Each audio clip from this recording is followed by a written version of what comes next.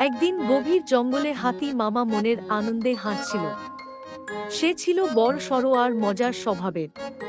কিন্তু হঠাৎ সে দেখল একটা বড় গর্ত। হাতি মামা ভাবল, ওহো, এটা তো খুব বিপজ্জনক। কেউ যদি পড়ে যায়। ঠিক তখনই ছোট্ট খরগোশ, যার নাম টিম ছিল, সে লাফাতে লাফাতে এলো। টিম, ওহো হাতি মামা, তুমি কি দেখছো?